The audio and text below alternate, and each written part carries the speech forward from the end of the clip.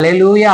అయితే యేసుక్రీస్తు ప్రభు వారు చెప్పినట్టుగా మనం జ్ఞాపకం చేసుకోవాల్సింది ఏంటనంటే మారు మనసు కావాలి. ఏం కావాలి? దేవుని దర్శనం పొందుకున్నాం, ఓకే. నీలో ఏం కావాలి? మారు మనసు ఉండాలి.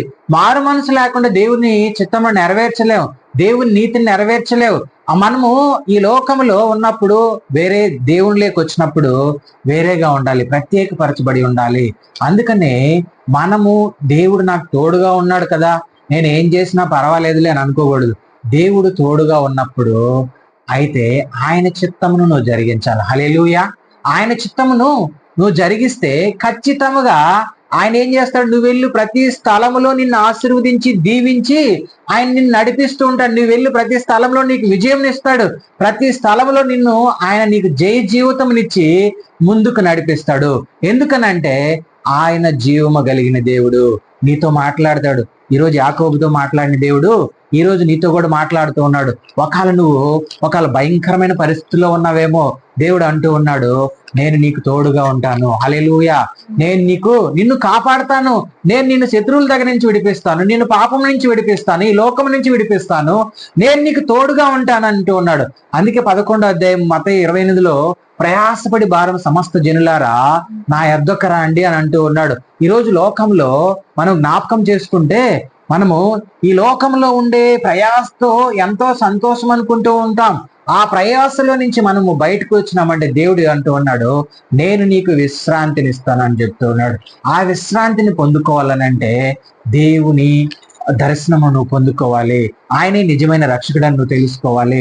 ఆయనే నిత్య జీవము కలిగిన దేవుడని, ఆయన ద్వారా తప్ప ఇంకెవరి ద్వారా తండ్రి దగ్గరికి మనము చేరలేము. హల్లెలూయా. నేను చెప్పటం కాదు, వాక్య లేఖనాలు చెప్తున్నాయి. పరిశుద్ధాత్మ దేవుడు రాయిచ్చిన వాక్య లేఖనాలు చెప్తూ ఉన్నాయి. ఆయన ద్వారా తప్ప ఈ లోకంలో ఎవరి ద్వారా నువ్వు పరలోకమునకు చేరలేవు. దేవదూతల ద్వారా కూడా నువ్వు పరలోకమును చేరలేవు. దేవదూతలైన ఈవెన్ ఆయన పైన నుంచే వెళ్ళాలి, ఆయన పైన నుంచే కిందకి రావాలి. హల్లెలూయా. చూడండి, మనం జ్ఞాపకం చేసుకోవాలి. యేసేపు దగ్గరకు కూడా దేవదూత వచ్చింది, మరియమ్మ దగ్గరకు కూడా దేవదూతలు వచ్చి ఇక్కడ దర్శనం గురించి నేను చెప్తూ ఉన్నాను. వాళ్ళ దగ్గర కూడా నువ్వు భయపడకు, నేను నీకు తోడుగా ఉన్నాను. హల్లెలూయా. ఈరోజు దేవుడు చెప్తూ ఉన్నాడు, నువ్వు భయపడాల్సిన అవసరం లేదు, జీవము కలిగిన దేవుడు నాకు తోడుగా ఉన్నాడు.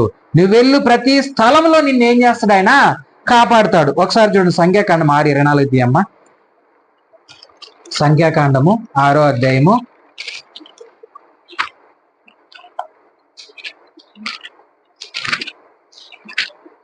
24వ వచనం. యెహోవా నిన్ను ఆశీర్వదించి హల్లెలూయా. యెహోవా ఏం చేస్తాడంట? నిన్ను ఆశీర్వదించి నిన్ను కాపాడును గాక అంటూ ఉన్నాడు. ఒకసారి 121వ అధ్యాయం దీని కీర్తనలు 121వ కీర్తన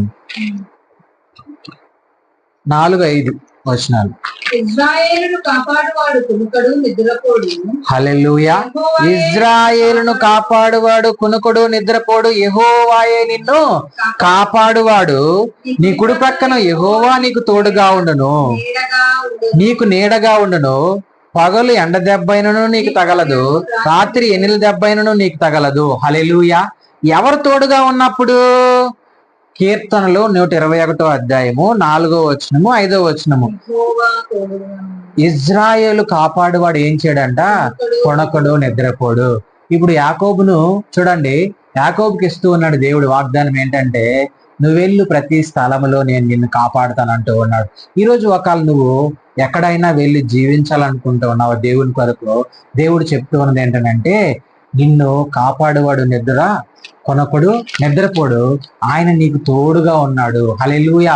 ఆయన నీకు నీడగా ఉంటానని దేవుడు ఈరోజు వాగ్దానం చేస్తున్నాడు.